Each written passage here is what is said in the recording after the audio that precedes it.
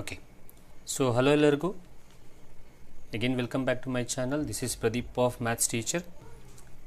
ಏನು ನೋಡ್ತಾ ಇದ್ದೀರಾ, ಇದು ಲಾಸ್ಟ್ ಕ್ಲಾಸಲ್ಲಿ ನಾವು ಇಲ್ಲಿಗೆ ಸ್ಟಾಪ್ ಮಾಡಿದಂತಹ ಒಂದು ಕ್ವಶನ್ನು. ಸೊ ಇದರ ಕಂಟಿನ್ಯೂಷನ್ ನಾವು ಈಗ ಮಾಡ್ಕೊಂಡು ಹೋಗೋಣ ಅನ್ನೋಂಥದ್ದು. ಸೊ ಅದರಲ್ಲಿ ಮೊದಲನೇ question a² + 9 into x² + 13x + 6a ಬಹುಪದೋಕ್ತಿಯ ಒಂದು ಶೂನ್ಯತೆಯು ಮತ್ತೊಂದರ ಋತ್ಕ್ರಮವಾದರೆ ಏನ ಬೆಲೆಯು. ಸೊ ಈ ವಿಡಿಯೋಸ್ಗಳಲ್ಲಿ ಕೆಲವೊಂದು ಸಲ ಕನ್ನಡ ಮೀಡಿಯಮಲ್ಲಿ ಕ್ವಶನ್ಸ್ ಇರುತ್ತೆ, ಅದನ್ನು ನಾನು ಇಂಗ್ಲೀಷಲ್ಲಿ ಟ್ರಾನ್ಸ್ಲೇಟ್ ಮಾಡ್ಕೊಡ್ತೀನಿ, ಅಥವಾ ಇಂಗ್ಲೀಷಲ್ಲಿ ಕ್ವಶನ್ಸ್ ಇದ್ದರೆ ಕನ್ನಡದಲ್ಲಿ ನಾನು ಟ್ರಾನ್ಸ್ಲೇಟ್ ಮಾಡ್ಕೊಡ್ತೀನಿ ಅನ್ನೋಂಥದ್ದು. ಓಕೆ, ಸೊ ಹಾಗಾದರೆ ಈ ಒಂದು ಕರ್ನಾಟಕ ಟೆಟ್ಗೆ ಏನು ಪ್ರಿಪ್ರೇಷನ್ ಮಾಡ್ತಾ ಇದ್ದೀವಿ, ಪೇಪರ್ 1 ಪೇಪರ್ 2 ಮ್ಯಾಥಮೆಟಿಕ್ಸ್. ಸೊ ಅದರಲ್ಲಿ ನಾವು ಕನ್ನಡ ಮೀಡಿಯಮ್ ಮತ್ತು ಇಂಗ್ಲೀಷ್ ಮೀಡಿಯಮ್ ಇಬ್ಬರುಗಳಿಗೋಸ್ಕರನೂ ಅಥವಾ ಇಬ್ಬರು ಏನು ನಾವು ಮೀಡಿಯಮ್ಸ್ಗಳಿದ್ದೀರಾ ಅವಿಬ್ಬರೂ ಕೂಡ ಈ ವಿಡಿಯೋಸ್ಗಳನ್ನ ನೋಡಿ ಕಲ್ತ್ಕೋಬಹುದು ಅನ್ನೋಂಥದ್ದು. ಓಕೆ, ಸೊ ಈಗ ಇದು ಕ್ವಶನ್ಸು, ಇದು ಬಹುಪದೋಕ್ತಿಯ ಮೇಲೆ. ಸೊ ಇದನ್ನು ನಾವು ಇಂಗ್ಲೀಷ್ನಲ್ಲಿ ಹೇಳೋದಾದರೆ ಆ್ಯಸ್ ಯೂಶುವಲ್ ಒಂದು ಪಾಲಿನೋಮಿಯಲ್ ಕೊಟ್ಟಿದ್ದಾರೆ ಅವರು. ಸೊ ಪಾಲಿನೋಮಿಯಲ್ ಯಾವುದು ಅಂತಂದರೆ a² + 9, okay, a² + 9 into x² + 13x + 6a. ಈ ಪಾಲಿನೋಮಿಯಲ್ದು ಝೀರೋಸು, ಒನ್ ಆಫ್ ದ ಝೀರೋಸು, ಅರ್ಥ ಮಾಡ್ಕೊಳ್ಳಿ, ಈ ಕೊಟ್ಟಿರೋ ಪಾಲಿನೋಮಿಯಲ್ದು ಒನ್ ಆಫ್ ದ ಝೀರೋಸು ಇನ್ನೊಂದರ ಅಥವಾ ಅದರ್, ಇನ್ನೊಂದು ಯಾವುದು ಝೀರೋಸ್ ಇರುತ್ತೆ, 2 ಝೀರೋಸ್ ಇರುತ್ತಲ್ಲ, ಅದರಲ್ಲಿ ಒಂದು ಝೀರೋ ಯಾವ ಥರ ಇರುತ್ತೆ ಅಂತಂದರೆ ಅದರ್ ಝೀರೋಸ್ದು ರೆಸಿಪ್ರೋಕಲ್ ಆಗಿರುತ್ತೆ. ಹಾಗಾದರೆ what is the value of A? ಇದು ಕ್ವಶನ್. ಸೊ ಕನ್ನಡದಲ್ಲಿ ಈಗಾಗಲೇ ಹೇಳಿದ ಹಾಗೆ ಈ ಬಹುಪದೋಕ್ತಿಯ ಒಂದು ಶೂನ್ಯತೆ ಮತ್ತೊಂದರ ಋತ್ಕ್ರಮ ಅಂದರೆ ರೆಸಿಪ್ರೋಕಲ್ ಆಗಿದ್ದರೆ what is the value of A? So ಒಂದ್ಸಲಿ ಬರ್ಕೊಳ್ತೀನಿ ಅದನ್ನ. a² + 9 into x² + 13x + 6a.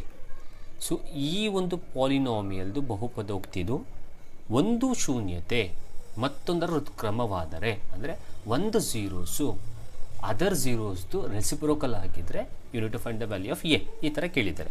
So ಈಗೇನು ಮಾಡೋಣ, simple, first will pick A value, B value, C value. So ಇಲ್ಲಿ x² ಪಕ್ಕದಲ್ಲಿ ಇರೋದನ್ನು ನಾವು ಎ ಅಂತ ಕರಿತೀವಿ. ಸೊ ಎಕ್ಸ್ ಪಕ್ಕದಲ್ಲಿರೋ ವ್ಯಾಲ್ಯೂನ ಬಿ ಅಂತ ಕರಿತೀವಿ, ಇಲ್ಲಿರೋದನ್ನು ಸಿ ಅಂತ ಕರಿತೀವಿ. ಹಾಗಾದರೆ ಎ ವ್ಯಾಲ್ಯೂ ಎಷ್ಟಾಯಿತು? a² + 9. ಬಿ ವ್ಯಾಲ್ಯೂ ಎಷ್ಟಾಯಿತು? ಎಕ್ಸ್ ಪಕ್ಕದಲ್ಲಿರೋದು 13. ಸಿ ವ್ಯಾಲ್ಯೂ ಏನಾಯಿತು? 6a. ಈಗ ಇದರಲ್ಲಿ 2 ಝೀರೋಸ್ ಇದೆ ಅಂತ ಹೇಳಿದರೆ we don't know that zeros. ನಾವೇನು ಮಾಡೋಣ, ಒಂದನ್ನು ಆಲ್ಫಾ ಅಂತ ಕರೆಯೋಣ, ಇನ್ನೊಂದನ್ನು ಬೀಟಾ ಅಂತ ಕರೆಯೋಣ. ಆದರೆ ಈಗ ನಿಮ್ಗೆ ಗೊತ್ತಿಲ್ಲದೆ ಇರೋಂಥ ಝೀರೋಸನ್ನು ಕೊಟ್ಟಾಗ ಆಲ್ಫಾ ಬೀಟಾ ಅಂತ ತೊಗೊಳ್ಳಿ. ಬಟ್ ಇಲ್ಲಿ ಒಂದು ಕಂಡೀಷನ್ ಕೊಟ್ಟಿದ್ದಾನೆ. ಏನು ಕಂಡೀಷನ್ ಅಂದರೆ ಒಂದು ಶೂನ್ಯತೆಯು ಮತ್ತೊಂದರ ಋತ್ಕ್ರಮವಾದರೆ, ಅಂದರೆ ಒಂದು ಝೀರೋಸು ಅದರ್ ಝೀರೋಸ್ದು ರೆಸಿಪ್ರೋಕಲು. ಹಾಗಾದರೆ ನಾವೇನು ಮಾಡೋಣ ಅಂದರೆ ಮೊದಲನೇ ಝೀರೋಸನ್ನು, ಸೊ ಫಸ್ಟ್ ಝೀರೋಸನ್ನು ಆಲ್ಫಾ ಅಂತ ತಗೊಂಡ್ರೆ ಎರಡನೇ ಝೀರೋಸನ್ನು 1/α ಅಂತ ತಗೊಳ್ಳೋಣ. ಯಾಕೆಂದರೆ ಅವರೇ ಹೇಳಿದ್ದಾರೆ ಮತ್ತೊಂದರ ಋತ್ಕ್ರಮ, ಅದರದ್ದು ರೆಸಿಪ್ರೋಕಲ್ಲು. ಹಾಗಾದರೆ ಈ ಪಾಲಿನೋಮಿಯಲ್ದು 2 ಝೀರೋಸ್ ಯಾವುದ್ಯಾವುದು ಆಗಿದೆ ಅಂತ ನಾವು ತಗೊಳ್ಳೋದಾದರೆ ಒಂದು ಆಲ್ಫಾ, ಇನ್ನೊಂದು 1/α. ಕ್ಲಿಯರಾ? ಈಗ we need to find the value of a ಅಲ್ವಾ. ಸೊ ಈಗೇನು ಮಾಡಿ, ನಿಮಗೆ ಗೊತ್ತಿದೆ ಒಂದು formula, product of the roots ಅಥವಾ ಪ್ರಾಡಕ್ಟ್ ಆಫ್ ದ ಝೀರೋಸ್. ಈ ಪಾಲಿನೋಮಿಯಲ್ ಚಾಪ್ಟ್ರಲ್ಲಿ ಪ್ರಾಡಕ್ಟ್ ಆಫ್ ದ ಝೀರೋಸ್ನ ಫೈಂಡ್ ಔಟ್ ಮಾಡೋದಕ್ಕೆ ನಮಗೊಂದು ಫಾರ್ಮುಲಾ ಇದೆ. ಅಂದರೆ ಈ ಒಂದು ಝೀರೋಸ್ ಶೂನ್ಯತೆಯನ್ನು, ಅಂದರೆ ಪ್ರಾಡಕ್ಟ್ ಅಂತಂದರೆ ನೀವು ಮಲ್ಟಿಪಲ್ ಮಾಡಿದಾಗ ಆ ಶೂನ್ಯತೆಯನ್ನು ಮಾಡಿದಾಗ ಒಂದು ಫಾರ್ಮುಲಾ ಇದೆ. ಅದು ಏನು ಫಾರ್ಮುಲಾ? ಈ ರೀತಿ ಇದೆ, alpha into beta equals c/a. So ಇದನ್ನೇ ನಾನು ಇಲ್ಲಿ ಅಪ್ಲೈ ಮಾಡ್ತೀನಿ. ಆದರೆ ಇಲ್ಲಿ ಇದು ಒಂದು ಝೀರೋಸು ಆಲ್ಫಾ, ಎರಡನೇದು ಝೀರೋಸು ಬೀಟಾ ಅಲ್ವಾ. ಬಟ್ ಇಲ್ಲಿ ನಮಗೆ 2 ಝೀರೋಸ್ ಯಾವುದು? ಒಂದು ಆಲ್ಫಾ, ಒಂದು 1/α ಅಲ್ವಾ. So alpha into 1/α equal c/a ಅಂತ ಬರ್ಕೊಳ್ತೀನಿ. ಸಿಂಪಲಾಗಿ ಹೇಳಿದ್ದು. So A value, B value, C value ತೊಗೊಂಡೆ. 2 ಝೀರೋಸ್ ಯಾವುದು ಅಂತಂದರೆ ಒಂದು ಆಲ್ಫಾ, ಒಂದು 1/α. ಈಗ ಪ್ರಾಡಕ್ಟ್ ಆಫ್ ದ ಝೀರೋಸ್ ಶೂನ್ಯತೆದು ಮಲ್ಟಿಪಲ್ ಮಾಡಿದಾಗ ಇರುವಂಥ ಫಾರ್ಮುಲಾವನ್ನು ತೊಗೋತಾ ಇದ್ದೀನಿ. ಅದು ಯಾವುದು formula? Alpha into beta equal c/a. ಇದು ಫಾರ್ಮುಲಾ ಅಲ್ವಾ. ಸೊ ಈಗ ಈ ಬೀಟಾ ಜಾಗದಲ್ಲಿ 1/α ಹಾಕೊಳ್ತೀನಿ, ಯಾಕಂದರೆ ಕಂಡೀಷನ್ ಪ್ರಕಾರ ಬರ್ಕೊಂಡಿರೋದ್ರಿಂದ. ಹಾಗಾದರೆ product of the zeros equals alpha into 1/α equals C/A. ಕ್ಲಿಯರಾ? ಫಾರ್ಮುಲಾ ಏನಿದೆ ಅದನ್ನು ಅಪ್ಲೈ ಮಾಡಿ.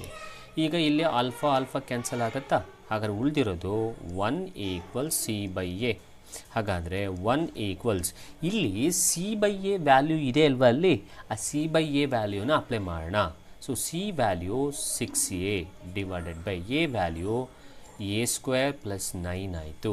ನಾವು ಈಗ nothing is there means 1 cross multiple ಮಾಡಿ.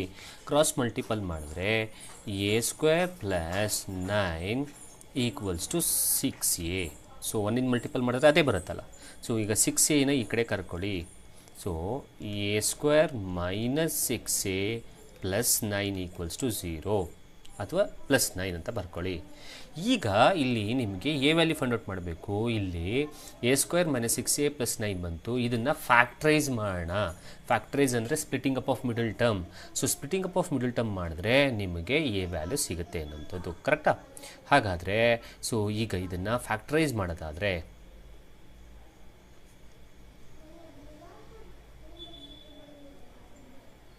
ಓಕೆ ಬರ್ಕೊಳ್ತೀನಿ ಅದನ್ನು.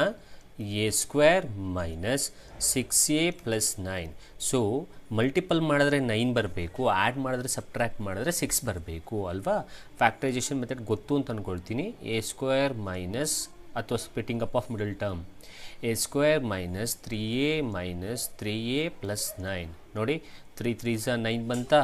3Aಗೆ 3A ಆ್ಯಡ್ ಮಾಡಿದ್ರೆ 6A ಬಂತಾ? ನಾನು this is called as splitting up of middle term. Okay, 3 3s 9, 3A is 6A. ಹಾಗಾದರೆ ಇಲ್ಲಿ ಕಾಮನ್ ತೆಗೀರಿ.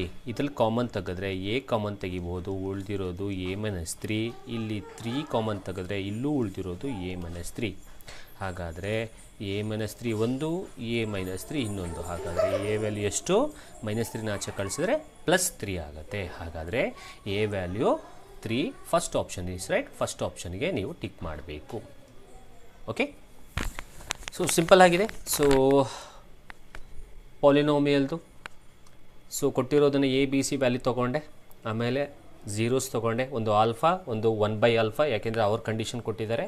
2 ಝೀರೋಸ್ ಅಂದರೆ ಆಲ್ಫಾ ಆ್ಯಂಡ್ ಬೀಟಾ. ಬಟ್ ಇಲ್ಲಿ ಕಂಡೀಷನ್ ಕೊಟ್ಟಿರೋದು ಒಂದು ಆಲ್ಫಾ, ಇನ್ನೊಂದು ಅದರ ರೆಸಿಪ್ರೋಕಲ್ಲು ಋತ್ಕ್ರಮ. ಹಾಗಾದರೆ ಒಂದು ಆಲ್ಫಾ, ಒಂದು 1/α ಅಂದರೆ 1/α. ಸೊ ಈಗ product of the zeros formula ತೊಗೊಂಡೆ. ಸೊ ಪ್ರಾಡಕ್ಟ್ ಆಫ್ ದ ಝೀರೋಸ್ಗೆ formula alpha into beta equal C/A. So ಇಲ್ಲಿ ಬೀಟಾ ಜಾಗದಲ್ಲಿ ನಾನು 1/α ಹಾಕೊಳ್ತೀನಿ ಕಂಡೀಷನ್ ಪ್ರಕಾರ. So alpha into 1/α is equals to C/A ಆಯಿತು. ಸೊ ಆಲ್ಫಾ ಗೆಟ್ ಕ್ಯಾನ್ಸಲ್ ಆಯಿತು, ಈಕ್ವಲ್ C/A. C/A ವ್ಯಾಲ್ಯೂನ ಅಲ್ಲಿ ಪಾಲಿನಾಮಿಯಲ್ ಇರೋದೆಲ್ಲ ಹಾಕಿ ಸಿಂಪ್ಲಿಫೈ ಮಾಡಿ ಫ್ಯಾಕ್ಟ್ರೈಸೇಷನ್ ಮೆಥಡ್ ಮಾಡಿ ನಾನು ಎ ವ್ಯಾಲ್ಯೂ ತೊಗೊಂಡೆ. ಸೊ ಐ ಹೋಪ್ ಅರ್ಥ ಆಗಿದೆ ಅಂತ ಅಂದ್ಕೊಳ್ತೀನಿ. Moving out to next question. Okay, so ಇದು ಟ್ರಿಗ್ನೋಮೆಟ್ರಿ ಕ್ವಶನ್. ಲಾಸ್ಟ್ ಕ್ಲಾಸಲ್ಲಿ ನಾನು ನಿಮ್ಗೆ ಕೊಟ್ಟಿದ್ದೆ ಈ ಕ್ವಶನ್ಸ್ನ ನೀವು ಮಾಡಿ ಅಂತ. ಸೊ ಅದೇ ಕ್ವಶನ್ನ ಈಗ ಸಾಲ್ವ್ ಮಾಡೋಣ. So 2 tan 60, I write one time ಒಂದು ಸಲ ಕ್ವಶನ್ ಬರ್ಕೊಳ್ತೀನಿ. 2 tan 60 degree divided by 1 plus tan square 60. So ಇದರ ವ್ಯಾಲ್ಯೂ ಫೈಂಡ್ ಔಟ್ ಮಾಡಬೇಕು. ಸೊ 2 ಇಂಟು ನಾವು tan ಸ್ಕ್ವೇರ್ 60 ವ್ಯಾಲ್ಯೂ ಫಸ್ಟ್ ಬರ್ಕೊಳ್ಳೋಣ. Okay, so tan square 60 value √3 divided by 1 plus ಇಲ್ಲಿ tan square 60 ಇದೆ. So ಹಾಗಾದರೆ √3 whole square. So tan 60 value √3, 1 plus √3 whole square ಆಯ್ತು. ಇಲ್ಲಿ ನಾವು ಸ್ಕ್ವೇರ್ಗೆ ಸ್ಕ್ವೇರ್ ರೂಟ್ಗೆ ಕ್ಯಾನ್ಸಲ್ಲ, ಇನ್ನು ಉಳಿದಿರೋದೇನು? ಸೊ ಇದನ್ನು ಸಿಂಪ್ಲಿಫೈ ಮಾಡಿ ಬರ್ಕೊಂಡ್ರೆ 2√3 ಆಯಿತಾ, ಡಿವೈಡೆಡ್ ಬೈ 1 ಪ್ಲಸ್ ಸ್ಕ್ವೇರ್ಗೆ ಸ್ಕ್ವೇರ್ ರೂಟ್ ಗೆಟ್ ಕ್ಯಾನ್ಸಲ್ ಆದರೆ ಇನ್ನು ಉಳಿದಿರೋದು 3. ಹಾಗಾದರೆ 2√3/4 ಆಯಿತು. 2 1s 2 2s. ಹಾಗಾದರೆ ಉಳಿದಿರೋದು √3/2 ಉಳಿತು. ಸೊ ನಮಗೆ √3/2 ವ್ಯಾಲ್ಯೂ ಏನೋ ಬಂತು, ಬಟ್ ನಮಗೆ ಆಪ್ಷನ್ಸಲ್ಲಿ ನೋಡಿದ್ರೆ √3/2 ಇಲ್ಲ. ಹಾಗಾದರೆ ಇಲ್ಲಿ ನೀವು ಅಬ್ಸರ್ವ್ ಮಾಡಬೇಕಾಗಿರೋದು ಏನು ಅಂದರೆ, ಕೊಟ್ಟಿರೋ ಆಪ್ಷನ್ಸಲ್ಲಿ sin 30ಗೆ √3/2 ಬರುತ್ತೋ, sin 60ಗೆ √3/2 ಬರುತ್ತೋ, cos 60ಗೆ √3/2 ಬರುತ್ತೋ, ಅಥವಾ tan 60ಗೆ √3/2 ಬರುತ್ತೋ ಚೆಕ್ ಮಾಡಬೇಕು. ಹಾಗಾದರೆ ಆ ಟ್ರಿಗ್ನೋಮೆಟ್ರಿಕ್ ಟೇಬಲಲ್ಲಿ √3/2 ಕೊಟ್ಟಿರೋ ಆಪ್ಷನ್ಸಲ್ಲಿ ಯಾವುದಲ್ಲಿ ಬರುತ್ತೆ ಅಂತಂದರೆ ನಿಮಗೆ ಬರೋದು sin 60ಯಲ್ಲಿ. ಸೊ ಸೈನ್ 60 ಬರುತ್ತೆ. ಹಾಗಾದರೆ second option is right. So second ಆಪ್ಷನ್ನ ಟಿಕ್ ಮಾಡಬೇಕು. So sine 60 is the answer. Okay, next question. So ದತ್ತಚಿತ್ರದಲ್ಲಿ ಓ ವೃತ್ತ ಕೇಂದ್ರವಾಗಿದೆ, ಪಿ ಯ ನಿರ್ದೇಶಾಂಕಗಳಲ್ಲಿ ಎಕ್ಸ್ನ ಬೆಲೆಯು. ಸೊ ಇದು ಕೋಆರ್ಡಿನೇಟ್ ಜಿಯೋಮೆಟ್ರಿ. ಇದು ನೋಡೋಣ, ಯಾರಿಗಾದ್ರೂ ಗೊತ್ತಿದೆಯಾ ಮಾಡೋದಕ್ಕೆ? ಓಕೆ, ಸೊ ಇಂಗ್ಲೀಷಲ್ಲಿ ನಾವು ಟ್ರಾನ್ಸ್ಲೇಟ್ ಮಾಡಿ ಹೇಳೋದಾದರೆ ನೋಡಿ, ಸೊ ಏನು ಫಿಗರ್ ಕೊಟ್ಟಿದ್ದಾರೆ, ಫಿಗರಲ್ಲಿ O is a centre of a circle, P ಮತ್ತು ಕ್ಯೂದು ಕೋಆರ್ಡಿನೇಟ್ಸ್ ಕೊಟ್ಟಿದ್ದಾರೆ, ಓದು ಕೋಆರ್ಡಿನೇಟ್ಸ್ ಕೂಡ ಕೊಟ್ಟಿದ್ದಾರೆ. ಅದರಲ್ಲಿ ನೀವು ಫೈಂಡ್ ಔಟ್ ಮಾಡಬೇಕಾಗಿರೋದು ಪಿ ಕೋಆರ್ಡಿನೇಟ್ಸಲ್ಲಿ ಎಕ್ಸ್ ವ್ಯಾಲ್ಯೂನ ಫೈಂಡ್ ಔಟ್ ಮಾಡಬೇಕು.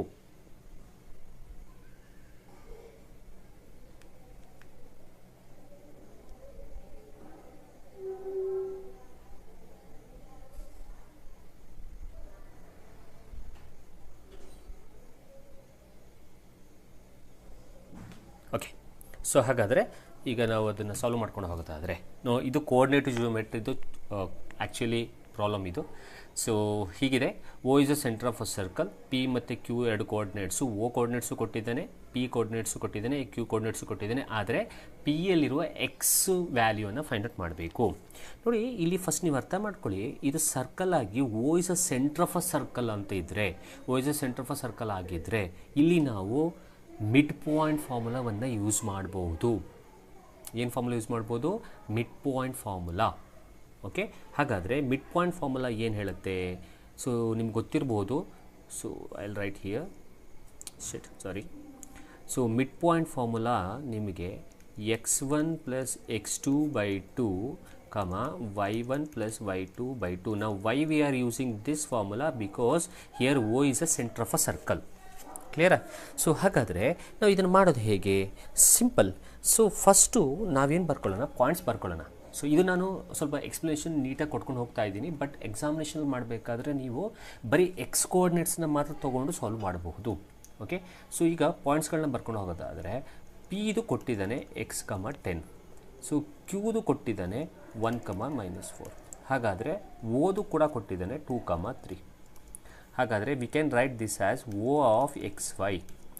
ಸೊ ಇಲ್ಲೇನು ಮಾಡೋಣ, ಇದನ್ನು x1 y1 ಅಂತ ಕೊಡೋಣ, ಇದನ್ನು x2 y2 ಅಂತ ಕೊಡೋಣ, ಇದನ್ನು x ಮತ್ತು y ಅಂತ ಕೊಡೋಣ.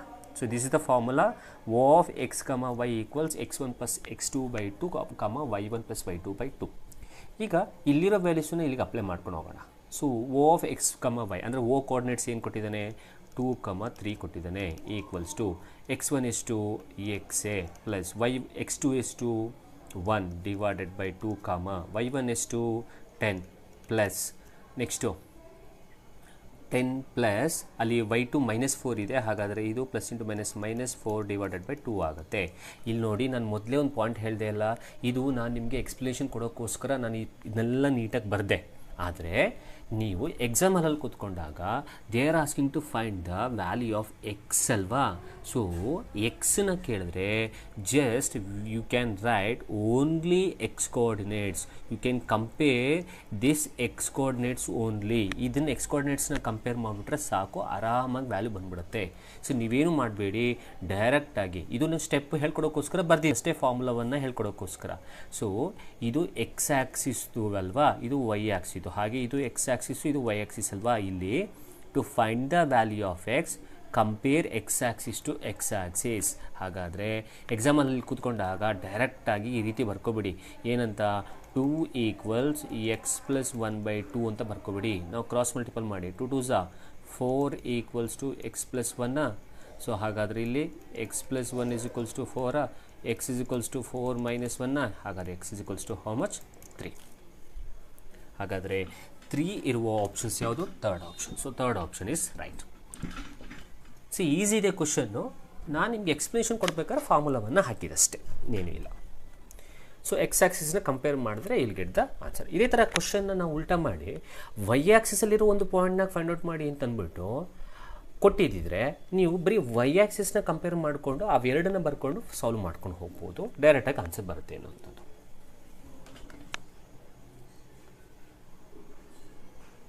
ಓಕೆ, ಸೊ ಹಾಗಾದ್ರೆ ನೆಕ್ಸ್ಟ್ ಕ್ವಶನ್.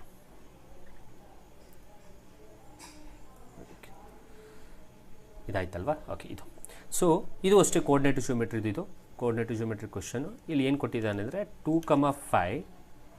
ಓಕೆ, ಇದನ್ನು ಇಂಗ್ಲೀಷಲ್ಲಿ ಹೇಳಿದೆ ಅಂತ ಅಂದ್ಕೊಳ್ತೀನಿ. ಎಸ್, ನಾವು 2,5 ಮತ್ತು x,-7 ಕೋಆರ್ಡಿನೇಟ್ಸ್ ಕೊಟ್ಟಿದ್ದಾನೆ. ಬಿಂದುಗಳ ನಡುವಿನ ಇವೆರಡರದ್ದು ನಡುವಿನ ದೂರ ಕೊಟ್ಟಿದ್ದಾನೆ. ಅಂದರೆ ಇವೆರಡು ಕೋಆರ್ಡಿನೇಟ್ಸ್ದು ಡಿಸ್ಟೆನ್ಸ್ ಕೊಟ್ಟಿದ್ದಾನೆ. ಡಿಸ್ಟೆನ್ಸು 13. ಹಾಗಾದರೆ you need to find the value of ಎಕ್ಸ್ದು ವ್ಯಾಲ್ಯೂ ಫೈಂಡ್ ಔಟ್ ಮಾಡಬೇಕು. ಅದು ಕೂಡ ಎಕ್ಸ್ದು ಪಾಸಿಟಿವ್ ವ್ಯಾಲ್ಯೂ ಫೈಂಡ್ ಔಟ್ ಮಾಡಬೇಕು. ಇದು ಇಂಗ್ಲೀಷಲ್ಲಿ ಅರ್ಥ ಮಾಡ್ಕೊಳ್ಳಿ. ಸೊ ಎರಡು ಕೋಆರ್ಡಿನೇಟ್ಸ್ ಕೊಟ್ಟಿದ್ದಾನೆ. I will call this as P coordinate, I will call this as Q coordinates. ಈ ಪಿ ಕ್ಯೂ ಕೋಆರ್ಡಿನೇಟ್ಸ್ದು ಡಿಸ್ಟೆನ್ಸ್ ಕೊಟ್ಟಿದ್ದಾನೆ 13. ಇದರಲ್ಲಿ ನಾವು ಎಕ್ಸ್ ವ್ಯಾಲ್ಯೂನ ಫೈಂಡ್ ಔಟ್ ಮಾಡಬೇಕು. ಅದು ಪಾಸಿಟಿವ್ ವ್ಯಾಲ್ಯೂನ ಫೈಂಡ್ ಔಟ್ ಮಾಡಬೇಕು. ಇದು ಇಂಗ್ಲೀಷಲ್ಲಿ. ಕನ್ನಡದಲ್ಲಾದರೆ 2,5 x,-7 ಬಿಂದುಗಳ ನಡುವಿನ ದೂರ 13 ಆದರೆ ಎಕ್ಸ್ನ ಧನಾತ್ಮಕ ಬೆಲೆಯನ್ನು ಫೈಂಡ್ ಔಟ್ ಮಾಡಬೇಕು. ಇಲ್ಲೂ ಅಷ್ಟೇ ತಲೆ ಕೆಡ್ಸ್ಕೊಳ್ಳೋಕೆ ಹೋಗ್ಬಿಟ್ಟು ಡೈರೆಕ್ಟಾಗಿ ಇದು x1 y1, ಇದು x2 y2, ಇದು ಡಿಸ್ಟೆನ್ಸು 13 ಕೊಟ್ಟಿದ್ದಾರೆ. ಹಾಗಾದರೆ we need to use distance formula. Distance formula ಏನು ಹೇಳುತ್ತೆ? x2 - x1 whole square plus y2 - y1 whole square. Okay, so ಇದು ಫಾರ್ಮುಲಾ. ಈಗ ಇಲ್ಲಿ ಫಾರ್ಮುಲಾ ಇದೆ, ಇಲ್ಲಿ ಡೇಟಾ ಇದೆ. ಈ ಡೇಟಾ ಜಾಗದಲ್ಲಿ ಆಯಾ ಡೇಟಾವನ್ನು ಅಪ್ಲೈ ಮಾಡಿ ಸಿಂಪ್ಲಿಫೈ ಮಾಡಿ ಇಲ್ಲಿ get the answer. That's it. So distance ಕೊಟ್ಟಿದ್ದಾರೆ ಎಷ್ಟಪ್ಪ? 13 = √of x2 ಗೊತ್ತು. x2 ಅಂದರೆ x ಮೈನಸ್ x1 ಅಂದರೆ 2 ಹೋಲ್ ಸ್ಕ್ವೇರ್ ಪ್ಲಸ್ y2 ಅಂದರೆ -7 ಮೈನಸ್ y1 ಅಂದರೆ 5 ಹೋಲ್ ಸ್ಕ್ವೇರ್. ನೋಡಿ, ಕ್ವಶನ್ ಇದೆ, ಡೇಟಾ ಇದೆ ಅಥವಾ ಫಾರ್ಮುಲಾ ಇದೆ. ಫಾರ್ಮುಲಾಗೆ ಡೇಟಾವನ್ನು ಅಪ್ಲೈ ಮಾಡಿದೆಯಾ? ಸೊ 13 = x - 2 ಅಂದರೆ a - b whole square formula ಇದೆ. So a - b whole square ಅಂದರೆ a² + b² minus 2ab. 2 × 4, 4 × x is 4x plus 7 - 5, sorry 7 5ನ ಆ್ಯಡ್ ಮಾಡಬೇಕು. ಸೊ ಆ್ಯಡ್ ಮಾಡಿದ್ರೆ it is -12 whole square. So 13 = okay, so ಇದನ್ನು x² ಹಾಗೇ ಬರ್ಕೊಳ್ಳಿ, +4 ಹಾಗೇ ಇರಲಿ, -4 ಹಾಗೇ ಇರಲಿ, ಪ್ಲಸ್ -12 ಹೋಲ್ ಸ್ಕ್ವೇರ್ ಅಂತಂದರೆ 144 ಆಯಿತು. ಈಗ ಇಲ್ಲಿ ಸ್ಕ್ವೇರ್ ರೂಟ್ ಕ್ಯಾನ್ಸಲ್ ಆಗಬೇಕು ಅಂದರೆ ನಾವು ಸ್ಕ್ವೇರ್ ಆನ್ ಬೋತ್ ಸೈಡ್ ತೊಗೊಳ್ಳೋಣ. ಹಾಗಾದರೆ ಸ್ಕ್ವೇರ್ ಆನ್ ಬೋತ್ ಸೈಡ್ ತೊಗೊಂಡ್ರೆ ಇಲ್ಲೊಂದು ಸ್ಕ್ವೇರ್ ಅಪ್ಲೈ ಮಾಡ್ಕೋಬೇಕು, ಇಲ್ಲೊಂದು ಸ್ಕ್ವೇರ್ ಅಪ್ಲೈ ಮಾಡಬೇಕು. ಹಾಗಾದರೆ ಉಳಿದಿರೋದು ಸೊ 13² ಅಂದರೆ 169 ಆಯಿತಾ? ಈಕ್ವಲ್ಸ್ ಇಲ್ಲಿ ಸ್ಕ್ವೇರ್ಗೆ ಸ್ಕ್ವೇರ್ ರೂಟ್ ಗೆಟ್ ಕ್ಯಾನ್ಸಲ್ ಆಯಿತಾ? ಇನ್ನು ಉಳಿದಿರೋದು x². 144 + 4 is 148 ಆಯಿತಾ? So plus 148 minus 4x. Sir ಹೇಗೆ? ಇಲ್ಲಿ 144 ಇದೆ, ಇಲ್ಲಿ 4 ಪ್ಲಸ್ ಆ್ಯಡ್ ಮಾಡಿ 148. ಸೊ ಹಾಗಾದರೆ ಸೊ ಈಗ ಈ 148ನ ಲೆಫ್ಟ್ ಹ್ಯಾಂಡ್ ಸೈಡ್ ತರ್ಕೊಳ್ಳಿ. So 169 minus 148 equals x² minus 4x. So subtract ಮಾಡಿ. ಸೊ ಸಬ್ಟ್ರ್ಯಾಕ್ಟ್ ಮಾಡಿದ್ರೆ 9 8 1 6 2, so it's 21 equals to x² minus 4x. Again ಇಲ್ಲಿ ಕೂಡ ನಿಮ್ಮ ಕ್ವಾಡ್ರಾಟಿಕ್ ಈಕ್ವೇಷನ್ ಬಂತು, ಫ್ಯಾಕ್ಟರೈಸೇಷನ್ ಅಥವಾ splitting up of middle term ಮಾಡಬೇಕು. ಸೊ x² ಮೈನಸ್ 4x 21 ಈ ಕಡೆಗೆ ಬಂದರೆ -21 equals to 0. So splitting up of middle term ಮಾಡಿ. ಸೊ ಆ್ಯಡ್ ಮಾಡಿ ಸಬ್ಟ್ರ್ಯಾಕ್ಟ್ ಮಾಡಿದ್ರೆ ಮಿಡಲ್ ಟರ್ಮ್ ಬರಬೇಕು, ಮಲ್ಟಿಪಲ್ ಮಾಡಿದ್ರೆ ಲಾಸ್ಟ್ ಟರ್ಮ್ ಬರಬೇಕು. ಹಾಗಾದರೆ 7 3s are 21, 7ಅಲ್ಲಿ 4 ಹೋದರೆ ಸಾರಿ 7ಅಲ್ಲಿ 3 ಹೋದರೆ 4 ಆಯಿತು. ಹಾಗಾದರೆ we can write this as x² minus 7x -7x ಆದಮೇಲೆ ಪ್ಲಸ್ 3x ಮೈನಸ್ 21. ಬಿಕಾಸ್ ಇಲ್ಲಿ 7 3s are 21 ಬರುತ್ತೆ, minus into plus is minus, 7ಅಲ್ಲಿ 3 ಹೋದರೆ 4x. ಸೊ ಕಾಮನ್ ತೆಗೀರಿ, ಕಾಮನ್ ತೆಗೆದ್ರೆ ಇಲ್ಲಿ x ಮೈನಸ್ 7 ಇದು 7 ಪ್ಲಸ್ 3 ಇಲ್ಲೂ x ಮೈನಸ್ 7. ಸೊ ಹಾಗಾದರೆ ಇಲ್ಲಿ ಬರಿತೀನಿ. ಸೊ ಎರಡು ವ್ಯಾಲ್ಯೂ ಉಳ್ಕೊಂಡಿದ್ದು x minus 7 equals to 0, x is equals to 7 ಆಚೆ ಕಳಿಸಿದ್ರೆ ಪ್ಲಸ್ 7 ಆಗುತ್ತೆ. x ಪ್ಲಸ್ 3 ಈಕ್ವಲ್ಸ್ ಟು 0, ಹಾಗಾದರೆ x is equals to minus 3 ಆಗುತ್ತೆ. ಇದರಲ್ಲಿ ಪಾಸಿಟಿವ್ ವ್ಯಾಲ್ಯೂ ಯಾವ್ದು ಬಂತು? 7, ಅದು ಪ್ಲಸ್ 7. ಹಾಗಾದರೆ ಪ್ಲಸ್ 7 ಇರೋ ಆಪ್ಷನ್ ಯಾವುದು? First option. So first option is right. So distance formula use ಮಾಡಬೇಕು. ಸೊ ಈ ಕೋಆರ್ಡಿನೇಟ್ ಜಿಯೋಮೆಟ್ರಿದು ಅಷ್ಟೇ ನಾನು ಈಗಾಗಲೇ ಕೋಆರ್ಡಿನೇಟ್ ಜಿಯೋಮೆಟ್ರಿ ಎಕ್ಸ್ಪ್ಲೇಷನ್ ಮಾಡಿರುವ ವಿಡಿಯೋ ನನ್ನ ಚಾನಲ್ನಲ್ಲಿ VGT ಅಕಾಡೆಮಿಯಲ್ಲಿ ಅವೈಲಬಿಲಿಟಿ ಇದೆ. You can go and you can watch. And moreover ನನಗೆ ನನ್ನ ಟೆಲಿಗ್ರಾಮ್ ಗ್ರೂಪಲ್ಲಿ ನೀವು ಜಾಯ್ನ್ ಆಗ್ಬೋದು. ಟೆಲಿಗ್ರಾಮ್ ಗ್ರೂಪ್ VGT ಅಕಾಡೆಮಿ ಅಂತಲೇ ಅಥವಾ ಕರ್ನಾಟಕ ಟೆಟ್ 2024 ಅಂತ. ಸೊ ಈ ಟೆಲಿಗ್ರಾಮ್ ಗ್ರೂಪ್ಗೆ ಜಾಯ್ನ್ ಆಗಿ ನಿಮ್ಮ ಕ್ವಶನ್ಸ್ಗಳನ್ನ, ನಿಮ್ಮ ಡೌಟ್ಸ್ಗಳನ್ನ ನೀವು ನನಗೆ ಅದರಲ್ಲಿ ತಿಳಿಸ್ಕೊಟ್ರೆ ಅಥವಾ ಕ್ವಶನ್ಸ್ಗಳನ್ನ ಕೊಟ್ಟರೆ ನಾನು ಲೈವ್ ಸೆಷನಲ್ಲೇ ಬೇಕಾದ್ರೆ ನಿಮಗೆ ಅದನ್ನು ಸಾಲ್ವ್ ಮಾಡಿಕೊಡ್ತೀನಿ ಅನ್ನೋಂಥದ್ದು.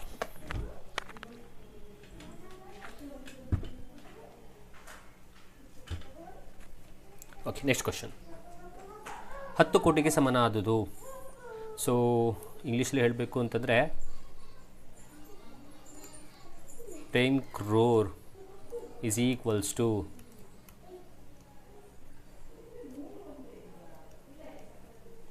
ಸೊ ಇದು ಗೊತ್ತಾಗಬೇಕು ಅಂದರೆ ನಮಗೆ ಇಂಡಿಯನ್ ಪ್ಲೇಸ್ ವ್ಯಾಲ್ಯೂ ಸಿಸ್ಟಮ್ ಮತ್ತು ಇಂಟರ್ನ್ಯಾಷನಲ್ ಪ್ಲೇಸ್ ವ್ಯಾಲ್ಯೂ ಸಿಸ್ಟಮ್ ಗೊತ್ತಿರಬೇಕು. Indian place value system, international place value system. So Indian place value system ಹೀಗೆ ಹೇಳುತ್ತೆ. ಏನು ಹೇಳುತ್ತೆ? ಸೊ ಫಸ್ಟ್ ಬರೋದು ಒನ್ಸು. ಓಕೆ, ಫಸ್ಟ್ ಬರೋದು ಒನ್ಸು ಅಥವಾ ಯೂನಿಟ್, ನೆಕ್ಸ್ಟು ಟೆನ್ಸು, ಆಮೇಲೆ ಹಂಡ್ರೆಡ್ಸು, ಆಮೇಲೆ 1000, ಆಮೇಲೆ 10,000. ಓಕೆ, 10,000 ಕಮ. ನೆಕ್ಸ್ಟು ಲ್ಯಾಕ್, ಆಮೇಲೆ 10 lakh, next crore, next 10 crore. ಸಾಕು ನಮಗೆ. ಅವ್ರು ಕೇಳಿರೋದು ಅಷ್ಟೇ ಅಲ್ವಾ, 10 crore is equals to. So ಅಲ್ಲಿ ಕೊಟ್ಟಿರೋ ಆಪ್ಷನ್ಸಲ್ಲಿ ಕೊಟ್ಟಿರೋ ಏನು ಆನ್ಸರ್ಸ್ಗಳಿದೆ ಅದು ಇಂಟರ್ನ್ಯಾಷನಲ್ ಸಿಸ್ಟಮಲ್ಲಿದೆ. ಸೊ ಅದಕ್ಕೋಸ್ಕರ ನಾವು ಫೈಂಡ್ ಔಟ್ ಮಾಡಬೇಕಾರದು.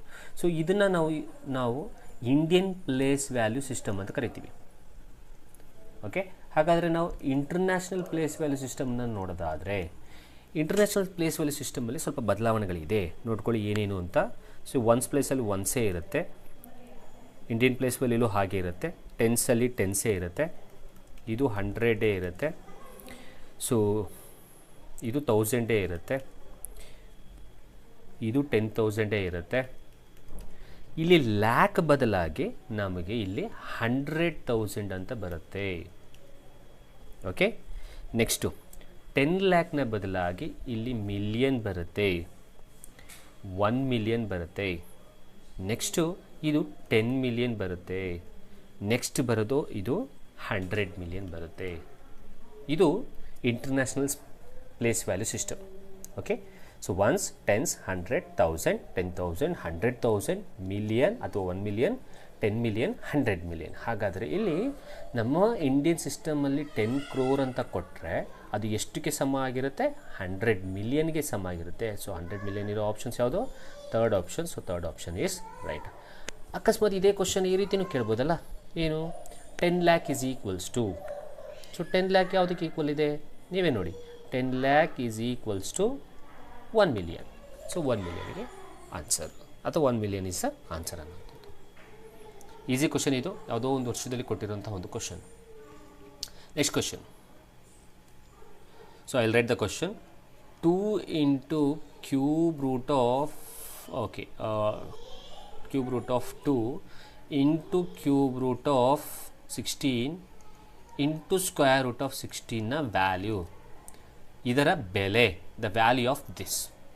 ಸೊ ಇದರ ವ್ಯಾಲ್ಯೂನ ಹೆಂಗೆ ಫೈಂಡ್ ಔಟ್ ಮಾಡೋದು ನೋಡಿ. 2 cube root of 16 ಹಾಗೆ ಇಟ್ಕೊಳ್ತೀನಿ. ಈಗ ಇಲ್ಲಿ ರೂಟ್ 16 ಇದೆಯಲ್ಲ, ರೂಟ್ 16ದು ವ್ಯಾಲ್ಯೂ ತೆಗಿತೀನಿ. ರೂಟ್ 16ದು ಸ್ಕ್ವೇರ್ ರೂಟ್ ಏನು? 4. ಹಾಗಾದರೆ we can write instead of root 16 we can write 4 here. ಯಾಕೆಂದರೆ ರೂಟ್ 16ದು ಸ್ಕ್ವೇರ್ ರೂಟ್ ತೆಗೆದ್ರೆ ಆನ್ಸರು 4 ಬರುತ್ತೆ. ಓಕೆ, ಸೊ ಹಾಗಾದರೆ 2 cube root of ನಾವು 16 4s ಮಲ್ಟಿಪಲ್ ಮಾಡಿ 16 4s 64 ಬರುತ್ತೆ. ನಾ if you had remembered cube root of 64 value ಬಂದು 4 4s 16, 16 4s 64. ಹಾಗಾದರೆ 4 cube ಅಥವಾ 4.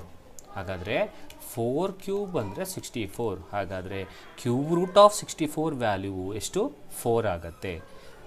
2 cube root of 2 ಅಲ್ಲೇ ಇಟ್ಕೊಳ್ತೀನಾ. ನಾವು ಇಷ್ಟ್ರದ್ದು ವ್ಯಾಲ್ಯೂ ಎಷ್ಟು ಬಂತು ನಮಗೆ ನೋಡಿ, ಇಷ್ಟ್ರದ್ದು ವ್ಯಾಲ್ಯೂ ಎಷ್ಟು ಬಂತು? ಇಂಟು 4 ಬಂತು. Okay multiple this. ಸೊ ಹಾಗಾದರೆ ಇಲ್ಲಿ ಬರಿತೀನಿ 2 ಕ್ಯೂಬ್ ರೂಟ್ ಆಫ್ 4 2s 8. ಇಲ್ಲಿ ನೋಡಿ ಇಲ್ಲೂ ಕೂಡ ಕ್ಯೂಬ್ ರೂಟ್ ಆಫ್ 8 ಬಂತು. So cube root of 8 value 2 ಅಂದರೆ 2 ಕ್ಯೂಬ್ ಅಂದರೆ ಎಷ್ಟು 8. ಓಕೆ ಹಾಗಾದರೆ ಕ್ಯೂಬ್ ರೂಟ್ ಆಫ್ 8 ಜಾಗದಲ್ಲಿ ನಾವು ಏನು ಹಾಕೋಬೋದು 2 ಹಾಕೋಬೋದು. ಹಾಗಾದರೆ ಉಳಿದಿರೋದು 2 ಇದೆ into cube root of 8 value ಎಷ್ಟು 2, ಅದನ್ನು ಮಲ್ಟಿಪಲ್ ಮಾಡಿ. ಸೊ ದಿ 2 2s ಎಷ್ಟು 4. ಹಾಗಾದರೆ first option is right. So 4 is a answer. So root 16 value ತೆಗೆದೆ 4, ಅದನ್ನು 16ಗೆ ಮಲ್ಟಿಪಲ್ ಮಾಡಿದೆ 64 ಬಂತು. ಕ್ಯೂಬ್ ರೂಟ್ ಆಫ್ 64 ವ್ಯಾಲ್ಯೂ ತೆಗೆದೆ, ಕ್ಯೂಬ್ ರೂಟ್ ಆಫ್ 64 ವ್ಯಾಲ್ಯೂ 4, ಆ 4ಅನ್ನು 2ಗೆ ಮಲ್ಟಿಪಲ್ ಮಾಡಿದೆ 2 4s 8 ಆಯಿತು. ಕ್ಯೂಬ್ ರೂಟ್ ಆಫ್ 8 ವ್ಯಾಲ್ಯೂನ ತೆಗೆದೆ, ಅದರ ವ್ಯಾಲ್ಯೂ 2, ಲಾಸ್ಟ್ಗೆ ಅದನ್ನು 2 2s ಮಲ್ಟಿಪಲ್ ಮಾಡಿದೆ 4 ಆಯಿತು. ಐ ಹೋಪ್ ಅರ್ಥ ಆಗಿದೆ ಅಂತ ಅಂದ್ಕೊಳ್ತೀನಿ. ಸೊ ನೆಕ್ಸ್ಟ್ ಕ್ವಶನ್ಗೆ ಹೋಗೋಣ. ಸೊ ಈ ಫಿಗರಲ್ಲಿ ಅಥವಾ ಕೊಟ್ಟಿರೋ ಚಿತ್ರದಲ್ಲಿ ಎಕ್ಸ್ನ ಬೆಲೆ. So find the value of x in the given figure. ನಾವು ಅಬ್ಸರ್ವ್ ಮಾಡಿ ಇಲ್ಲಿ ಒಂದು ಪಾಯಿಂಟ್ ಅರ್ಥ ಮಾಡ್ಕೋಬೇಕು. ಎ ಬಿ ಸಿ ಇಲ್ಲಿ we need to find the value of x ಅಂತಂದರೆ first observe this triangle A B C. ಈ ಎ ಬಿ ಸಿ ಟ್ರಯಾಂಗಲಲ್ಲಿ ಇಷ್ಟು ಕೊಟ್ಟಿದ್ದಾನೆ, ಇಷ್ಟು 40 ಡಿಗ್ರಿ ಅಂತ ಕೊಟ್ಟಿದ್ದಾನೆ. ಜೊತೆಗೆ ಇನ್ನೊಂದು ಮಾರ್ಕ್ ಮಾಡಿದ್ದಾನೆ ನೋಡಿ, ಅವನು ಇಲ್ಲೊಂದು ಪಾಯಿಂಟ್ನ ಮಾರ್ಕ್ ಮಾಡಿದ್ದಾನೆ ನೋಡಿ ಹೀಗೆ. ಸೊ ಇದರ ಅರ್ಥ ಏನು ಅಂದರೆ ಇದರಲ್ಲಿ A B side B C ಸೈಡ್ಗೆ ಈಕ್ವಲ್ಲು ಅಂತ ಅರ್ಥ ಆಗ್ತಿದೆಯಾ. ಎ ಬಿ ಸೈಡ್ ಯಾವುದಕ್ಕೆ equal B C side. A B side B C ಸೈಡ್ಗೆ ಈಕ್ವಲ್ ಆಗಿದೆ ಅಂದರೆ ನಾವು ಇದನ್ನು ಐಸೋಸ್ಲಸ್ ಟ್ರಯಾಂಗಲ್ ಅಂತ ಹೇಳ್ಬೋದಾ, ಅಥವಾ ನಾವು ಕನ್ನಡದಲ್ಲಿ ಏನದು ಸಮದ್ವಿಬಾಹು ತ್ರಿಭುಜ ಅಂತ ಹೇಳ್ಬೋದಾ. ಓಕೆ ಹಾಗಾದರೆ ಐಸೋಸ್ಲಸ್ ಟ್ರಯಾಂಗಲ್ದು ಒಂದು ಪ್ರಾಪರ್ಟಿ ಏನು ಅಂದರೆ ಸಮದ್ವಿಬಾಹು ತ್ರಿಭುಜದ್ದು ಈ ಸೈಡ್ ಈಕ್ವಲ್ ಇದ್ದರೆ ಸೈಡಿಂದ ಆಗಿರುವ ಆ್ಯಂಗಲ್ಗಳು ಈಕ್ವಲ್ ಇರುತ್ತೆ. ಇದು ಒಂದು ಪ್ರಾಪರ್ಟಿ, ಇದನ್ನು ಲಾಸ್ಟ್ ಕ್ಲಾಸಲ್ಲಿ ಹೇಳ್ಕೊಟ್ಟಿದ್ದೀನಿ. So A B A C equal ಇದ್ದರೆ ಆ ಸೈಡಿಂದ ಆ ಬಾಹುವಿಂದ ಆದಂತಹ ಆ್ಯಂಗಲ್ ಕೋನಗಳು ಏನಾಗಿರುತ್ತೆ ಈಕ್ವಲ್ ಆಗಿರುತ್ತೆ. ಹಾಗಾದರೆ ಈ ಪ್ರಾಪರ್ಟಿನ ಇಟ್ಕೊಂಡು ನಾವು can we able to say, ಅಥವಾ ನಾವು ಹೀಗೆ ಹೇಳ್ಬೋದಾ, ಸೊ ಎ ಬಿ ಬಿ ಸಿಗೆ ಈಕ್ವಲ್ ಇರೋದ್ರಿಂದ ಆ್ಯಂಗಲ್ ಸಿ 40 ಇದ್ದರೆ ಆ್ಯಂಗಲ್ ಏನು ಎಷ್ಟಿರಲೇಬೇಕು, ಆ್ಯಂಗಲ್ ಏನು ಕೂಡ 40 ಡಿಗ್ರಿ ಇರುತ್ತೆ. ಬಿಕಾಸ್ ಈಗ ತಾನೇ ಹೇಳಿದೆ ಐಸೋಸ್ಲೆಸ್ ಪ್ರಾಪರ್ಟಿ ಸೈಡ್ಸ್ ಈಕ್ವಲ್ ಇದ್ದರೆ ಅದರ ಸೈಡ್ಸಿಗೆ ಅಟ್ಯಾಚ್ ಆಗಿರುವ ಅಥವಾ ಸೈಡ್ಸ್ಗೆ ಹೊಂದಿರುವ ಆ್ಯಂಗಲ್ಗಳು ಕೂಡ ಈಕ್ವಲ್ಲು. ಹಾಗಾದರೆ ಇಲ್ಲಿ 40 ಬರುತ್ತಾ, ಇಲ್ಲಿ 40 ಬಂತು. ಹಾಗಾದರೆ ಆ್ಯಂಗಲ್ ಎ 40, ಆ್ಯಂಗಲ್ ಸಿ 40 ಆಯಿತು. ಇಲ್ಲಿ ಬರಿತೀನಿ ನೋಡಿ, angle A plus angle C ಇದು 40 ಪ್ಲಸ್ ಇದು 40 ಆಯಿತು. ಈಗ ನಮಗೆ ಆ್ಯಂಗಲ್ ಬಿ ಬೇಕು. ಓಕೆ, ಸೊ ಆ್ಯಂಗಲ್ ಬಿ ಬೇಕು ಅಂದರೆ we can use the sum of the interior angles in a triangle is equals to 180ನ. So angle B is equals to 180. ಇಲ್ಲಿ ಈ ಮೂರು ಆ್ಯಂಗಲ್ನ ಆ್ಯಡ್ ಮಾಡಿದ್ರೆ 180 ಬರಬೇಕು. ಹಾಗಾದರೆ ಇದು 40 ಇದೆ, ಇದು 40 ಇದೆ, ಸೊ 80 ಆಯಿತು. Plus angle B is equals to 180 ಆಯಿತು. ನಮಗೆ ಆ್ಯಂಗಲ್ ಬಿ ಬೇಕು ಅಂದರೆ ಸೊ ಈ 180ಇಂದ 80ನ ಸಬ್ಟ್ರ್ಯಾಕ್ಟ್ ಮಾಡಿದ್ರೆ ನಮಗೆ ಆ್ಯಂಗಲ್ ಬಿ ಸಿಗುತ್ತಾ. ಆ್ಯಂಗಲ್ ಬಿ ಎಷ್ಟಾಯಿತು ಆಗ, ಆ್ಯಂಗಲ್ ಬಿ 100 ಡಿಗ್ರಿ ಆಯಿತು. ಹಾಗಾದರೆ ಇಲ್ಲಿ ಇಷ್ಟು ಗೊತ್ತಾಯಿತು ನಮಗೆ, ಅಷ್ಟು ಆ್ಯಂಗಲ್ ಬಿ ಎಷ್ಟಾಗಿದೆ 100 ಡಿಗ್ರಿ ಆಯಿತು. ಬಟ್ ಅವರು ಅದನ್ನೆಲ್ಲ ಕೇಳಿರೋದು, ಅವ್ರಿಗೆ ಕೇಳಿರೋದೇನು, unit to find the value of X. So x find out ಮಾಡಬೇಕು ಅಂದರೆ ಒಂದು ಅಬ್ಸರ್ವ್ ಮಾಡಿ, ಇದು ಲೈನು, ಇದು ಡಿ, ಇಲ್ಲಿ ಒಂದು ರೇ ಹೋಗಿದೆ ಈ ತರಹ. ಸೊ ಇದರಲ್ಲಿ ಇಲ್ಲಿ ಎಕ್ಸ್ನ ಫೈಂಡ್ ಔಟ್ ಮಾಡಬೇಕು. ಇಲ್ಲಿಂದ ಇಲ್ಲಿಗಿರೋ ಆ್ಯಂಗಲ್ ಬಂತು ನಮಗೆ, ಅದೇ ಬಿ, ಇದು ಸಿ. ಸೊ ಹಾಗಾದರೆ ಇಲ್ಲಿರೋ ಆ್ಯಂಗಲ್ ನಮಗೆ ಬಂತು, ಇದು ಎಷ್ಟು 100 ಡಿಗ್ರಿ. ನಾವು ಇಫ್ ಯು ಹ್ಯಾಡ್ ಅಬ್ಸರ್ವ್ಡ್ ನಾವು ಡಿ ಬಿ ಸಿ ಏನು ಸ್ಟ್ರೈಟ್ ಲೈನ್ ಅಂತ ಹೇಳ್ಬೋದಾ, ಒಂದು ಸರಳ ರೇಖಾಗತ ಅಂತ ಹೇಳ್ಬೋದಾ. ಹಾಗಾದರೆ D B C straight line ಆಗಿದ್ದರೆ ನಿಮಗೊಂದು ಪ್ರಾಪರ್ಟಿ ಗೊತ್ತಿರಬೇಕು, ಒಂದು ಸ್ಟ್ರೈಟ್ ಲೈನ್ ಮೇಲೆ ಬರೋ ಆ್ಯಂಗಲ್ಗಳನ್ನು ಆ್ಯಡ್ ಮಾಡಿದ್ರೆ ಅದು 180 ಡಿಗ್ರಿ ಇರುತ್ತೆ. ಓಕೆ, ಹಾಗಾದರೆ ಆ್ಯಂಗಲ್ ಎಕ್ಸ್ ಪ್ಲಸ್ ಆ್ಯಂಗಲ್ ಬಿನ ಆ್ಯಡ್ ಮಾಡಿದ್ರೆ ಎಷ್ಟು ಬರಬೇಕು, 180 ಬರಬೇಕು. Angle x plus angle b ಈಗಾಗಲೇ ಫೈಂಡ್ ಔಟ್ ಮಾಡಿದ್ದೀನಿ, 180. ಹಾಗಾದರೆ angle x is equals to 180 minus 100 ಮಾಡಿದ್ರೆ angle x is equals to 80 is the answer. ಹಾಗಾದರೆ ಆ್ಯಂಗಲ್ ಎಕ್ಸ್ ಎಷ್ಟಿರಬೇಕು? 80. So first option is right, 80 degree. ಇದು ನಾನು ನಿಮಗೆ ಎಕ್ಸ್ಪ್ಲನೇಷನ್ ಕೊಟ್ಟಿದ್ದು. ಬಟ್ ನೀವು ಇದನ್ನು ಎಕ್ಸಾಮಲ್ಲಿ ಕಾನ್ಸೆಪ್ಟ್ಸ್ಗಳೆಲ್ಲ ಗೊತ್ತಿದ್ದರೆ ಡೈರೆಕ್ಟಾಗಿ ಫಿಗರ್ ನೋಡಿ ನೀವು ಮಾಡಿಬಿಡ್ಬೋದು. ಓಕೆ, ಫಾರ್ ಎಕ್ಸಾಂಪಲ್ ನೋಡಿ, ಸೊ ಅವ್ರು ಕೊಟ್ಟಿರೋ ಫಿಗರ್ ಪ್ರಕಾರ ಹೀಗೆ ಲೈನ್ ಕೊಟ್ಟಿದ್ದಾನೆ. ಸೊ ಇಲ್ಲಿ ಒಂದು ಓಕೆ, ಇಲ್ಲಿ ಒಂದು ರೇ ಇದೆ. ಸೊ ಇದನ್ನು ಒಂದು ಟ್ರಯಾಂಗಲ್ ಹಿಂಗೆ ಮಾಡಿದ್ದಾನೆ ಅಲ್ವಾ? ಓಕೆ, ಸೊ ಇಲ್ಲಿ ಏನು ಮಾಡಿದ್ದಾನೆ? We need to find the value of X. So ಇಲ್ಲಿ 40 ಡಿಗ್ರಿ, ಸಾರಿ ಯಾವುದು 40 ಡಿಗ್ರಿ? ಹಾಂ, ಇದು 40 ಡಿಗ್ರಿ ಕೊಟ್ಟಿದ್ದಾನೆ ಅಲ್ವಾ? ಈ ಕಡೆ ಇದು 40 ಡಿಗ್ರಿ. ಓಕೆ, ಇದು 40 ಡಿಗ್ರಿ ಕೊಟ್ಟಿದ್ದಾನೆ. ಸೊ ಇದು 40 ಡಿಗ್ರಿ ಇದ್ದರೆ ಇದು 40 ಡಿಗ್ರಿ ಆಯಿತು. ಈಗ ಮೈಂಡ್ ಕ್ಯಾಲ್ಕುಲೇಷನ್ ಮಾಡ್ತಾ ಇರೋದು. ಸೊ 40 40 80 ಆಯಿತು. 40 40 80 ಆಯಿತು ಅಂತಂದರೆ ಇದು ಎಷ್ಟಿರಲೇಬೇಕು? ಉಲ್ಟಾ ಬರೆದೆ ಫಿಗರ್, ಸಾರಿ ಈ ಫಿಗರ್ ಬೇಡ, ಇಲ್ಲೇ ಮಾತಾಡೋಣ. ಓಕೆ, ಸೊ ಇಲ್ಲೇ ಹೇಳ್ದಂಗೆ ನೋಡಿ, ಸೊ ಇಲ್ಲಿ 40 ಇದೆ. ಹಾಗಾದರೆ ಇಲ್ಲಿ ಎಷ್ಟು ಬರಲೇಬೇಕು? 40. ಯಾಕಂದರೆ ಇವೆರಡು ಸೈಡ್ಸ್ ಈಕ್ವಲ್ ಇದ್ದರೆ ಎರಡು ಆ್ಯಂಗಲ್ಗಳು ಈಕ್ವಲ್ ಇರುತ್ತೆ. 40 + 40 ಆಯಿತು. ಸೊ 40 + 40 80 ಆಯಿತು. ಸೊ ಟ್ರಯಾಂಗಲ್ದು ಸಮ್ ಮಾಡಿದ್ರೆ, ಆ್ಯಂಗಲ್ಗಳನ್ನ ಸಮ್ ಮಾಡಿದ್ರೆ 180 ಬರಬೇಕು. ಇಲ್ಲಿ 80 ಇದೆ. ಹಾಗಾದ್ರೆ ಉಳಿದಿರೋದು ಎಷ್ಟು ಬರಲೇಬೇಕು? ಇದು 100 ಬರಬೇಕು. ಇದು 100 ಇದ್ದರೆ D B C straight line ಆದರೆ ಸೊ ಇವೆರಡನ್ನ ಆ್ಯಡ್ ಮಾಡಿದ್ರೆ 180 ಬರಬೇಕು. 180 100 ಇದೆ. ಹಾಗಾದರೆ ಇದು ಎಷ್ಟು ಬರಲೇಬೇಕು? 80 ಬರಲೇಬೇಕು. ಹಾಗೆ ಮೈಂಡ್ ಕ್ಯಾಲ್ಕುಲೇಷನ್ ಮಾಡ್ಬೋದು ನೀವು. Next question. ಸೊ ಒಂದು ಎಕ್ಸ್ಪೋನೆಂಟ್ದು question, 100 to the power of 150 divided by 10 to the power of 296 ಇದರ ವ್ಯಾಲ್ಯೂ, ಇದರ ಬೆಲೆ. ಸೊ ಹೇಗೆ ಮಾಡೋದು ನೋಡಿ. So 100 to the power of 150ನ ಹಾಗೆ ಇಟ್ಕೊಳ್ತೀನಿ, ಡಿವೈಡೆಡ್ ಬೈ ನಾವು 10 to the power of 296ನ ನಾನು 296ನ 2 ಇಂದ ಡಿವೈಡ್ ಮಾಡಿಬಿಡ್ತೀನಿ. 2 1s 4s 8s. ಹಾಗಾದರೆ ಈ 10 to the power of 296ನ ನಾನು ಈ ರೀತಿ ಬರ್ಕೋಬೋದಾ? 10 to the power of 2 whole to the power of 148. Sir ಯಾಕೆ ಹಿಂಗೆ ಬರ್ಕೊಂಡ್ರಿ? ಇದನ್ನು ನಾವು ಸಿಂಪ್ಲಿಫೈ ಮಾಡಿದ್ರೆ ಇದೇ ಬರುತ್ತಾ? ಖಂಡಿತವಾಗ್ಲೂ ಬರುತ್ತೆ. ಯಾಕೆ ನೋಡಿ, ಇದು ಯಾವ ಫಾರ್ಮೆಟಲ್ಲಿದೆ ಅಂದರೆ a to the power of n whole to the power of n ಫಾರ್ಮಲ್ಲಿದೆ. So a to the power of m into a to the power of m whole to the power of n ಅಂದರೆ a to the power of m into n ಆಯಿತು. ಹಾಗಾದರೆ ಇದನ್ನು ಬಿಡಿಸ್ಕೊಳ್ಳೋದಾದರೆ 10 to the power of 2 into 148 ಮಾಡಿದ್ರೆ 10 to the power of 296 ಬರುತ್ತಲ್ಲ. ಹಾಗಾಗಿ ನಾನು 10 to the power of 296ನ 10 square to the power of 148 ಅಂತ ಬರ್ಕೊಂಡೆ. ಓಕೆ, ಸೊ ಈಗ ಮೇಲ್ಗಡೆನ ಹಾಗೆ ಉಳಿಸ್ಕೊತೀನಿ. 100 to the power of 150 ಹಾಗೆ ಇರಲಿ. 10 ಸ್ಕ್ವೇರ್ ಅಂದರೆ ಎಷ್ಟಪ್ಪ? 10 ಸ್ಕ್ವೇರ್ ಅಂದರೆ 100 to the power of ಉಳಿದಿರೋದೇನು? 148. ನಾವು ಇಲ್ಲೂ ಕೂಡ ನೋಡಿ ಒಂದು ಎಕ್ಸ್ಪೋನೆಂಟ್ ಬಂತು.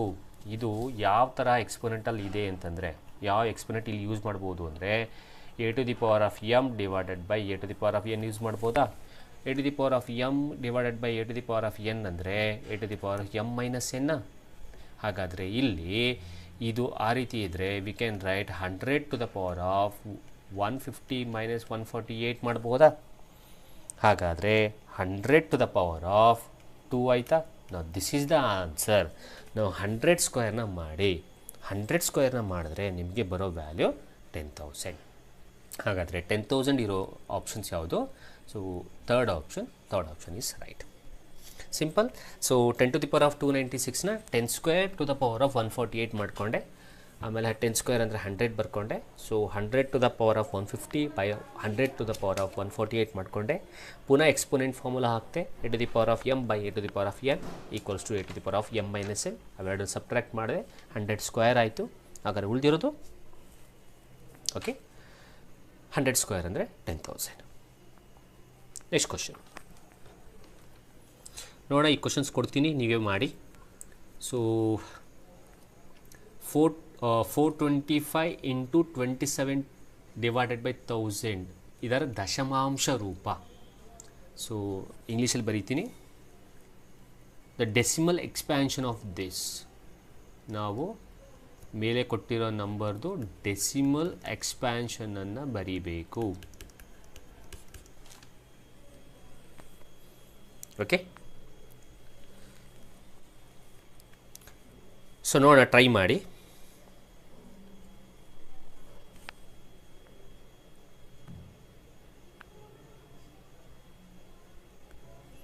ಓಕೆ, ನೆಕ್ಸ್ಟ್ ಕ್ವಶನ್ಗೆ ಹೋಗೋದಾದ್ರೆ, ಬಿಕಾಸ್ ಅದು ಈಸಿ ಇದೆ, ಹಾಗಾಗಿ ನಾನು ನಿಮಗೆ ಹೇಳಿದಂಥದ್ದು.